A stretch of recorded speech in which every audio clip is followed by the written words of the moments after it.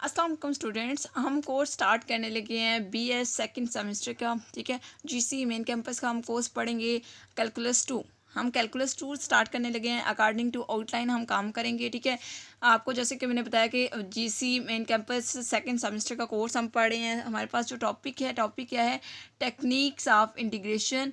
Techniques of integration हम यहाँ पे देखेंगे कि इंटीग्रेशन हम किस तरह से करेंगे, यानी कि इंटेग्रल कैसे लेंगे। जैसे कि आपने कैलकुलस 1 में यानी कि फर्स्ट सेमेस्टर में आपने डेरिवेटिव्स वगैरह देखे, यहाँ पर हम इंटीग्रेशन देखेंगे। इंटीग्रेशन बेसिकली डेरिवेटिव और इंटीग्रेशन एक दूसरे के रेसिप्रोकल होते हैं, यानी कि इन्वर्सली होते हैं, इन्वर्स रिलेशन होता है इनके दरमियान। ठीक है, तो आज हम जो है वो इंटीग्रेशन को कवर कर रहे हैं, जो कि सेकंड सेमेस्टर का कोर्स है। तो हम स्टार्ट लेते हैं। सबसे पहले हम डेफिनेशन को देखते हैं एंड देन हम कुछ फार्मूलाज देखेंगे इस लेक्चर में, और इसी तरह से आपको हर चीज़ मिलेगी। एक्सरसाइज के सोल्यूशन, एग्जांपल्स के सोल्यूशन, ईच एंड एवरीथिंग, हर चीज़ आपको मिलेगी। और ये जो कोर्स है हम SM यूसुफ की बुक से कवर करवा रहे हैं, कैलकुलस एंड एनालिटिकल ज्योमेट्री। उसमें जो आपके पास टॉपिक्स हैं, टेक्निक्स ऑफ इंटीग्रेशन, वो हम कर रहे हैं। ठीक है, चैप्टर 4 है आपके पास उस बुक का। ठीक है, तो अभी हम जब वो डेफिनेशन की तरफ मूव करते हैं, तो देखिए स्टूडेंट, सबसे पहले हमारे पास डेफिनेशन है एंटी डेरिवेटिव की। तो एंटी डेरिवेटिव की डेफिनेशन हम पढ़ते हैं। एंटी डेरिवेटिव का थोड़ा सा आपको कॉन्सेप्ट देना चाहती हूँ कि एंटी डेरिवेटिव क्या होता है। आपने डेरिवेटिव्स पढ़े हैं। अब डेरिवेटिव्स का जो उल्ट है, डेरिवेटिव्स का उल्ट क्या होता है, एंटी डेरिवेटिव होता है। यानी कि डेरिवेटिव का उल्ट एंटी डेरिवेटिव मीन्स के इंटेग्रल। ठीक है, इंटेग्रल की यहाँ पे बात कर रहे हैं, क्योंकि हम इंटेग्रल को स्टार्ट करेंगे तो सबसे पहले हम जो वो डेरिवेटिव का थोड़ा सा टच लेके चलेंगे ताकि आपको बात समझ आ सके। तो डेफिनेशन आपके पास क्या है, let f of x be a given function. F of x कोई फंक्शन है, if there is a differentiable, यानी कि अगर आप फंक्शन एफ ऑफ एक्स का डेरिवेटिव लें तो वो आपके पास क्या आ जाएगा, कैपिटल एफ ऑफ एक्स आ जाएगा। ठीक है, such that d by d x f of x equal किसके आ जाएगा, एफ ऑफ एक्स के। यानी कि अगर कोई फंक्शन है एफ ऑफ एक्स, उसका डेरिवेटिव लें तो कैपिटल एफ ऑफ एक्स आ जाता है। अब उसका अगर एंटी डेरिवेटिव, यानी कि अब ये जो एफ ऑफ एक्स है ये क्या होगा, ये बेसिकली एंटी डेरिवेटिव होगा, क्योंकि आप इसका जब डेरिवेटिव लेंगे तो वापस आपके पास एफ ऑफ एक्स आ जाएगा। यानी कि फंक्शन आपके पास क्या है, डिफरेंशिएबल था। इस फंक्शन का आपने क्या किया है, डेरिवेटिव लिया है, तो original function F F X आ गया। ठीक है, अब ये जो कैपिटल एफ एफ एक्स है ये क्या है, फिर ये एंटी डेरिवेटिव है। ठीक है, इसको हम क्या बोलेंगे, एंटी डेरिवेटिव बोलेंगे। It may be noted that if F of X is an anti derivative of F of X, then so F of X plus C. इसको हम क्या लिखेंगे, अगर एफ ऑफ एक्स क्या है, एंटी डेरिवेटिव है किसका, कैपिटल एफ ऑफ एक्स का, तो देन हम उसको कैसे लिखेंगे, capital F of X plus C, इस फॉर्म में लिखेंगे। और सी आपके पास क्या होगा, आर्बिट्रेरी कांस्टेंट होगा। अब यहाँ पर आपने बात याद रखनी है, जो समझने वाली बात ही डेफिनेशन में, कि आपके पास कोई फंक्शन है, फंक्शन जो ओरिजिनल फंक्शन है वो क्या है, एफ ऑफ एक्स है। जबकि आपके पास जो इंटेग्रल वाला फंक्शन है, यानी कि जिसका आपने एंटी डेरिवेटिव लेना है, वो क्या है, कैपिटल एफ ऑफ एक्स है। अगर आप कैपिटल एफ ऑफ एक्स का डेरिवेटिव लेते हैं तो वापस ओरिजिनल फंक्शन आ जाता है। यानी कि आप यहाँ से देख लें कि डेरिवेटिव और इंटेग्रल में इन्वर्स रिलेशन पाया जाता है। यानी कि अगर आपके पास इंटेग्रल वाला फंक्शन है तो उसका डेरिवेटिव लेंगे तो यानी कि ओरिजिनल फंक्शन आ जाएगा। ठीक है, इस तरह से तो ये आपके पास डेफिनेशन होगी। उसके अलावा आप इसको मज़ीद इनडेफिनेट इंटेग्रल की हम डेफिनेशन देखने लगे हैं। हमने यहाँ पर इस चैप्टर में इनडेफिनेट इंटेग्रल पढ़ना है। इनडेफिनेट इंटेग्रल क्या होता है, ऐसा इंटेग्रल जिसकी कोई लिमिट हमें नहीं गिवन होती। ठीक है, अब डेफिनेट इंटेग्रल जब आप पढ़ेंगे नेक्स्ट, ये भी आपके कोर्स में इंक्लूड है। तो डेफिनेट इंटेग्रल जब आप पढ़ेंगे तो आपको समझ आ जाएगी कि वहाँ पर आपको लिमिट होगी। ठीक है, लेकिन यहाँ पर लिमिट वगैरह कुछ भी नहीं है, सिंपल इंटेग्रल का साइन होगा। तो इस इंटेग्रल को क्या बोला जाता है, इनडेफिनेट इंटेग्रल। डेफिनेशन की तरफ देखते हैं कि if F of X is an anti derivative, एक एफ ऑफ एक्स है जो कि एंटी डेरिवेटिव है ऑफ एफ ऑफ एक्स का, यानी कि फंक्शन का एंटी डेरिवेटिव क्या है, कैपिटल एफ ऑफ एक्स है। Then the expression F of X plus C, इस एक्सप्रेशन को हम क्या बोलते हैं, इनडेफिनेट इंटेग्रल बोलते हैं। अगर आपके पास कोई इंटेग्रल क्या हो, इनडेफिनेट इंटेग्रल हो, तो वहाँ पर हम कांस्टेंट ऑफ इंटीग्रेशन यूज़ करते हैं, that is called c. Constant of integration को हम क्या बोलते हैं, सी बोलते हैं। अब देखिए यहाँ पे पास इंटेग्रल है F of x d x है। आपने फंक्शन का इंटेग्रल लिया तो एफ ऑफ एक्स प्लस सी आ गया। तो हमने सी क्यों लिखा है यहाँ पर, सी आपके पास कोई आर्बिट्रेरी कांस्टेंट है, अब ये सी क्या होगा, सी को हम बोलेंगे कांस्टेंट ऑफ इंटीग्रेशन।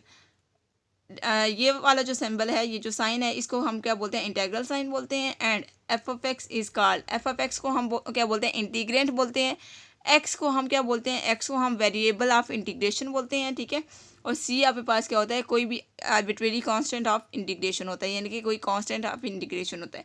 लेकिन अब इसके साथ वो क्या बोल रहा है कि अगर हम प्रैक्टिस वर्क कर रहे हैं तो हम सी को नॉर्मली इग्नोर कर देते हैं, यानी कि आर्बिट्रेरी कांस्टेंट यानी कि कांस्टेंट ऑफ इंटीग्रेशन हम नॉर्मली नहीं यूज़ करते, लेकिन हमें करना चाहिए क्योंकि आपके पास इंटीग्रल कौन सा होता है, इनडेफिनेट इंटीग्रल होता है। इनडेफिनेट इंटीग्रल में हमेशा हम कांस्टेंट ऑफ इंटीग्रेशन यूज़ करते हैं। इनडेफिनेट का मतलब क्या होता है, इनडेफिनेट इंटीग्रल ऐसा होता है कि जो फिक्स मतलब जो बाउंड नहीं है। अगर लिमिट हो तो इंटीग्रल क्या हो जाता है, बाउंड हो जाता है। लेकिन इनडेफिनेट इंटीग्रल मीन्स के आपके पास जो आंसर आता है वो अप्रोक्सीमेशन वाला होता है, उसमें कुछ ना कुछ कम या ज़्यादा की गुंजाइश होती है, यानी कि वो फिक्स वैल्यू से ज़्यादा भी हो सकता है और फिक्स वैल्यू से कम भी हो सकता है। इसलिए हम कांस्टेंट ऑफ इंटीग्रेशन यूज़ करते हैं, यानी कि सी। अब ये सी की कुछ ना कुछ वैल्यूज़ होती हैं, यानी कि ये नेगेटिव वैल्यूज़ भी हो सकते हैं, पॉजिटिव वैल्यूज़ भी हो सकती हैं। इसका क्या मतलब है कि सी जो है वो पॉजिटिव वैल्यू, अगर हम सी की पॉजिटिव वैल्यू लेते हैं, यानी कि जो आपके पास इंटीग्रल का आंसर है उसमें कुछ ना कुछ ऐड करने की ज़रूरत है।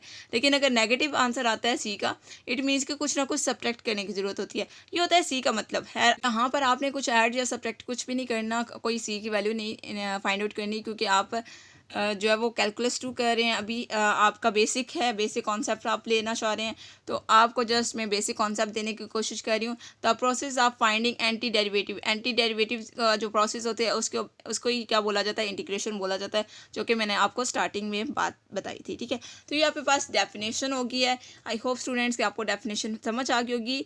और प्लीज़ मेरे चैनल को लाइक करें, सब्सक्राइब करें, शेयर मस्ट करें, ठीक है। और सब्सक्राइब मस्ट करें ताकि आपको हर लेटेस्ट वीडियो का नोटिफिकेशन मिल सके, क्योंकि हम GC main campus second semester का कोर्स पढ़ रहे हैं, कॉम्प्लेक्स 2, ठीक है। अब हम कुछ इंटीग्रल्स के फॉर्मूलाज पढ़ लेते हैं, जो कि हमें एग्जांपल्स और एक्सरसाइज के क्वेश्चन सॉल्व करने में हेल्पफुल होंगे, ठीक है। तो हम सबसे पहले इंटीग्रल्स के फॉर्मूला को याद करेंगे। तो फॉर्मूला को याद करने के लिए मैं आपको फॉर्मूलाज बताऊंगी, कौन कौन से फॉर्मूलाज हैं, आपने उनको याद करना है, ठीक है। तो देखिए स्टूडेंट्स, हम इंटीग्रल्स के फॉर्मूलाज याद करने लगे हैं। तो आपके पास टेबल है इंटीग्रल्स का, यानी कि यहाँ पर इंटीग्रल्स के फॉर्मूलाज हैं। अगर आप ये सारे फार्मूलाज जो मैं आपको यहाँ पे बताऊंगी, ये सारे फार्मूलाज अगर आप याद कर लेते हैं, फिंगर टिप्स के कर लेते हैं, तो आपको इंटीग्रेशन कभी भी मुश्किल नहीं लगने वाली, ठीक है। अगर आपके पास कोई भी कांस्टेंट है सी, उसका इंटीग्रल लेते हैं, integral of constant D x, तो आपके पास सी आ जाएगा कांस्टेंट, यानी कि साथ आपके पास एक्स आ जाएगा। अगर आप इंटीग्रल लेते हैं 1 का, तो आपके पास एक्स आ जाएगा। अगर आप इंटीग्रल लेते हैं 2 का, इंटीग्रल ऑफ 2, तो कांस्टेंट तो बाहर निकल आएगा, तो आपके पास 2x इंटीग्रल आ जाएगा। ये बात है, ठीक है।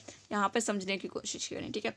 अब इंटीग्रल आपके पास x⁴n dx का, तो यहाँ पर आपने क्या करना होता है, n जो n आपके पास पावर है वो कभी भी -1 ना हो, ठीक है। n does not equals to -1, ये तो आपके पास यहाँ पर आपने याद रखना है। अगर आपके पास -1 आ जाती है तो नीचे अगर आप n की जगह -1 पुट करते हैं तो यहाँ पे अनडिफाइन हो जाएगा, यानी कि इन्फिनिटी फॉर्म आ जाएगी। अब देखिए आपके पास फॉर्मूला कैसी है, x⁴n+1 ओवर n+1 आएगा, यानी कि आपके पास जो भी x की पावर होगी, x की पावर क्या है, n है, तो आपने उस n में 1 को ऐड भी करना है और डिनोमिनेटर में आपने क्या करना है, n+1 करना है, ठीक है। तो ये आपके पास इस तरह से इंटीग्रल का फॉर्मूला है। इसी तरह से अगर आपके पास इंटीग्रल हो 1/x dx का, तो वो इंटीग्रल क्या होगा, ln of mod of x, और x कभी भी 0 नहीं होगा, क्योंकि आपको पता है ln ऑफ 0 एग्जिस्ट नहीं करता, लॉग का आंसर कभी 0 नहीं होता, 0 हो जाए तो अनडिफाइन हो जाता है, ठीक है। अब इसी तरह से 4 वाला फॉर्मूला है e⁻x, एक्सपोनेंशियल फंक्शन का जो डेरिवेटिव होता है वो वापस एक्सपोनेंशियल फंक्शन आ जाता है, ठीक है। सॉरी, इंटीग्रल, एक्सपोनेंशियल फंक्शन का इंटीग्रल वापस एक्सपोनेंशियल फंक्शन आ जाता है, डेरिवेटिव भी सेम ही है, ठीक है।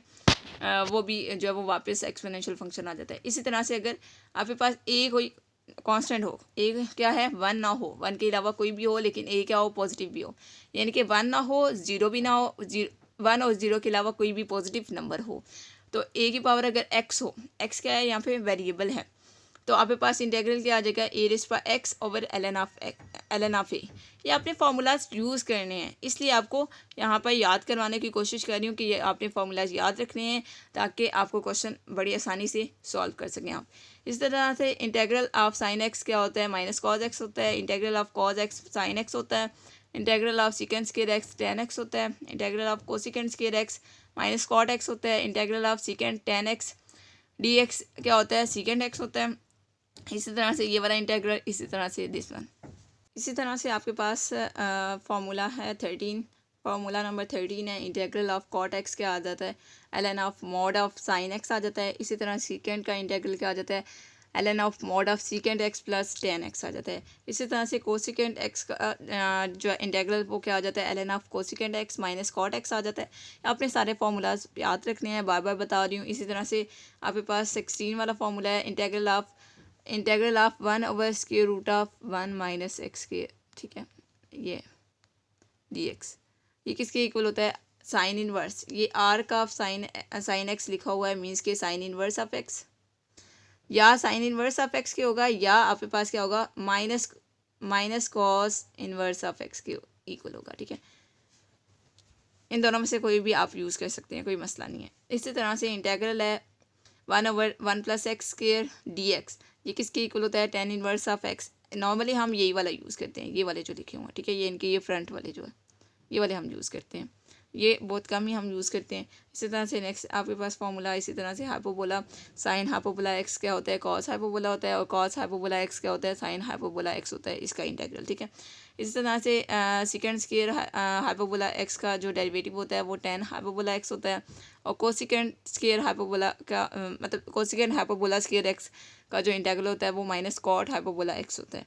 हाइपोबोला के साथ भी आपने याद रखने हैं, जैसे हमने ट्रिग्नोमेट्रिक फंक्शंस के साथ याद रखे, इसी तरह से हाइपोबोला के साथ भी आपने याद रखने हैं ताकि आपको क्वेश्चन बड़ी आसानी से सॉल्व हो सके।